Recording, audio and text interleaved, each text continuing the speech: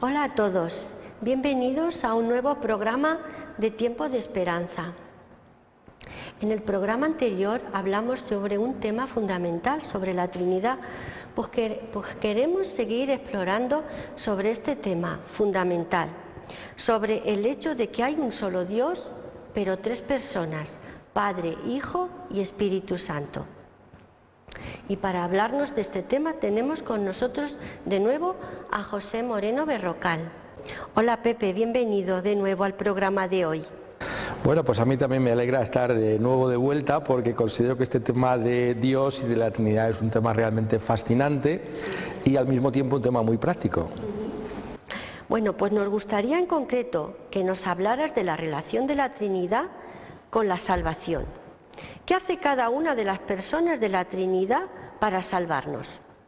Bueno, lo primero que tenemos que decir es que cuando hablamos de la obra de Dios es importante resaltar que Dios obra siempre de una manera conjunta, es decir, cualquier cosa que haga el Padre, el Hijo, el Espíritu Santo la hace toda la Trinidad. Esto es importante dejarlo muy claro, de que la distinción de las personas no implica que no estén todas ellas envueltas en nuestra salvación. Entonces podemos sencillamente decir que es verdad, Él es el Padre el que nos salva, pero también es igualmente cierto que es Jesucristo quien nos salva, y también podemos afirmar que es el Espíritu Santo el que nos salva. Por tanto, todas las obras de Dios son realizadas por todo el mismo ser de Dios. Ahora bien, la Escritura al mismo tiempo, y aquí vemos la profundidad de matiz que tiene la palabra de Dios, nos dice que por medio de eminencia, de una manera eminente, cada una de las personas tiene un papel relevante en esa salvación. No quiere decir que no estén todas envueltas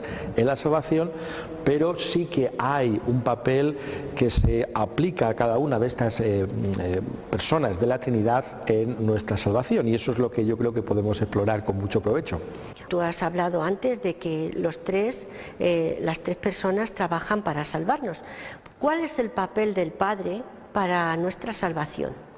Muy bien, esto es importante desarrollarlo con cuidado, como decíamos.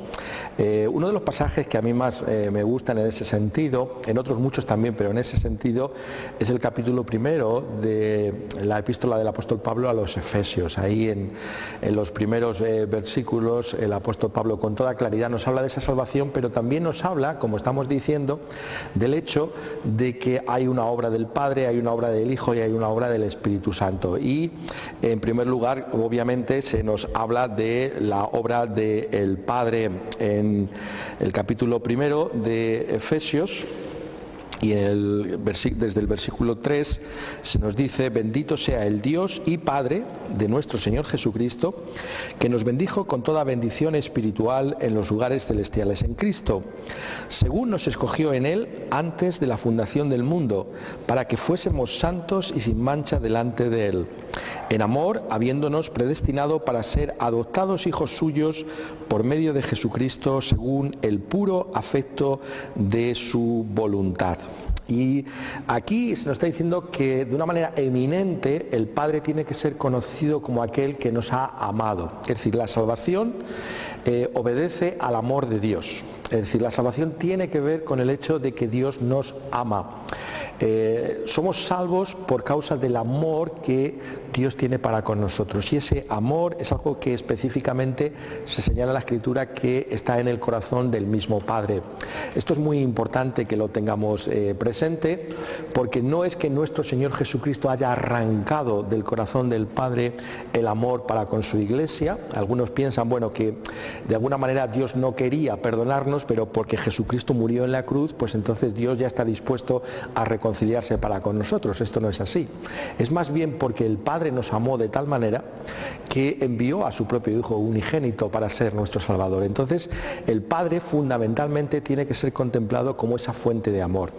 Esto, vuelvo a reiterar, no significa que Cristo no ame a su Iglesia o que el Espíritu Santo no ame a la Iglesia. Estas afirmaciones también las encontramos en la Escritura, pero fundamentalmente el amor es el amor del Padre. Por tanto, cuando pensamos en la salvación, tenemos que ver que es una manifestación del amor de Dios. No somos salvos porque nosotros merezcamos el amor de Dios o porque podamos arrancar de alguna manera merecer por nuestros esfuerzos el amor de Dios, sino porque Dios nos ha amado incondicionalmente en la persona de su Hijo Jesucristo. Y la prueba de ese amor es que Él envió lo mejor que tenía. El Padre no nos dio a un ángel, no nos dio a un profeta eminente, sino que nos dio a Dios mismo, nos dio a su propio Hijo amado para que Él pudiera ser nuestro Salvador. Por tanto, cuando pensamos en el amor de Dios, tenemos que pensar también en la persona de nuestro Señor Jesucristo y darnos cuenta que podemos apreciar realmente el corazón de Dios en el hecho de que nos ha dado lo mejor que tiene, que es a su Hijo. Por tanto, el amor es esa parte por medio de la cual nosotros conocemos esa salvación que viene del Padre. Qué bonitas palabras, hablarnos del amor del Padre. Pero, ¿qué es lo que hace el Hijo por nosotros para salvarnos? Bien, en este texto también del apóstol Pablo a los Efesios, en el capítulo 1 y ya en el versículo 7 se nos dice: Jesucristo, en quien tenemos redención por su sangre, el perdón de pecados según las riquezas de su gracia. Y aquí se nos está diciendo que específicamente nuestro Señor Jesucristo es la persona de la Trinidad que se encarna, es decir, no es el Padre el que se encarna, no es el Espíritu Santo el que se encarna, sino que es nuestro Señor Jesucristo, la segunda persona de la Trinidad, el Hijo, el que viene para ser nuestro Salvador. Y específicamente se habla de la redención. Esta es una palabra que significa que hemos sido comprados por medio del precio de su sangre. Es decir, nuestro Señor Jesucristo se encarnó para morir a favor de su iglesia, para morir a favor de todos aquellos que pongan su confianza en Él como el único Señor y Salvador. Significa que el perdón de los pecados solamente lo podemos encontrar en la persona del Señor Jesucristo. Pero específicamente se nos dice aquí que esa salvación es por la gracia. Dice según las riquezas de su gracia. Cuando el apóstol Pablo habla de la gracia, se está refiriendo a la actitud de Dios hacia los pecadores. Se está aquí haciendo eco del hecho de que la gracia es un favor inmerecido de parte de Dios para con nosotros. Es decir, la salvación no es que Dios nos deba algo a nosotros, o que yo, si soy una persona buena o intento ser lo mejor posible, ya Dios me tiene que premiar en la otra vida o merezco algún tipo de recompensa de parte de Dios. No, la palabra gracia significa que la salvación es algo que solo Dios puede otorgarnos, y esa gracia es una persona, es la persona de nuestro Señor Jesucristo. Por tanto, la salvación tiene que ser contemplada como esa manifestación de esa gracia de Dios, pero específicamente es la gracia de nuestro Señor Jesucristo, porque si vemos el favor inmerecido de Dios, tenemos que mirar a Jesucristo. ¿Quién de nosotros merecía que Jesucristo estuviera dispuesto a dejar la gloria del cielo, la segunda persona de la Trinidad, a hacer su nombre como nosotros, venir a un mundo de privaciones, de sufrimientos, de dolor, que culminó en la muerte en la cruz? Esto solamente es la gracia de Dios. Y por eso en todo momento tenemos que contemplar a Dios como una fuente de gracia, una fuente de favor, una fuente de bendición, porque nuestro Señor Jesucristo ha venido a este mundo. Es decir, la salvación no es simplemente un estado subjetivo, sino que tiene que ver con un hecho histórico incontrovertible, que Jesucristo murió y resucitó para nuestra salvación, y que el perdón de los pecados solamente lo podemos encontrar en su persona, porque Él derramó su sangre para nuestra redención. Por tanto, tenemos esa relación con el Hijo, la salvación en el Hijo por su gracia. Muy bien, Pepe. Pues entonces, ¿qué es lo que hace el Espíritu Santo? Hemos visto lo que ha hecho el Padre, lo que ha hecho el Hijo, y el Espíritu Santo, ¿qué es lo que hace para salvarnos? Bien, es otra pregunta muy interesante, porque en muchos sentidos es la persona, si lo puedo decir así, más olvidada de la Trinidad. Es decir, sí, hemos oído hablar del Padre y del Hijo, pero no se oye hablar tanto del Espíritu Santo, y sin embargo la Escritura enfatiza una y otra vez la importancia importancia suprema que tiene la obra del Espíritu Santo para nuestra salvación. Y esa salvación tiene que ver con su propia cercanía. Es decir, de las tres personas, si lo puedo nuevamente decir con un lenguaje muy humano, la que está más cerca de nosotros es el Espíritu Santo.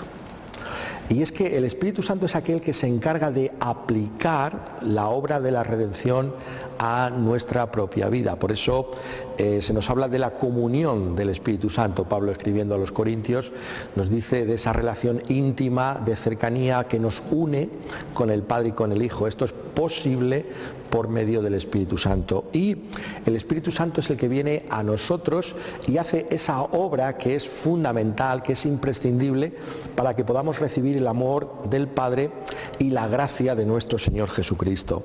Esa obra se refiere a ella el apóstol Juan en su Evangelio, en el capítulo 16, citando precisamente al Señor Jesucristo.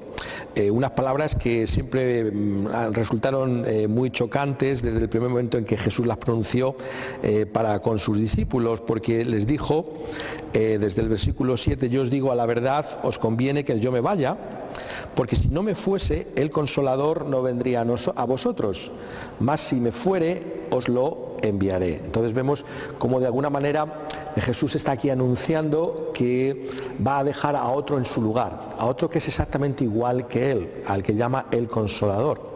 Este Consolador es el Espíritu Santo de Dios, es otra persona como Él, pero lo curioso, lo chocante, estoy diciendo, es que Jesús dice, conviene que yo me vaya. ¿Por qué hablaría Jesús así? Sus discípulos habían convivido con Él durante algunos años y se iban a sentir huérfanos sin la presencia de Jesús. Pero hay algo que es tan importante como la presencia de Jesús, que es el Espíritu Santo. Por tanto, Jesús está realzando aquí a la figura del Consolador. ¿Y por qué es tan importante el Consolador? Porque dice aquí el Señor Jesús, entre otras cosas, cuando Él venga, convencerá al mundo de pecado, de justicia y de juicio. De pecado por cuanto no creen en mí, de justicia por cuanto voy al Padre y no me veréis más, y de juicio por cuanto el príncipe de este mundo ha sido ya juzgado.